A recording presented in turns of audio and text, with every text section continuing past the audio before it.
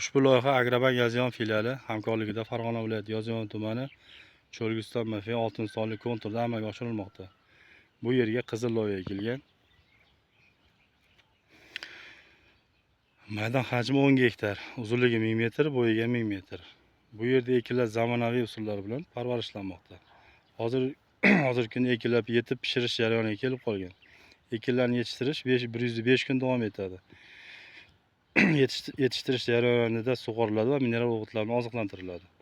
Ushbu loyihaga 40 ta dehqon xo'jaligi biriktirilgan. Har bir dehqon xo'jaligiga o'rtacha 25 sotikdan yer maydoni to'g'ri keladi.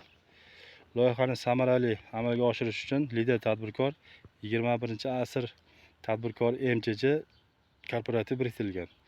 Ushbu loyiha bo'yicha har bir gektardan 8 tonna, jami 80 tonna hosil yetishtirish rejalashtirilgan.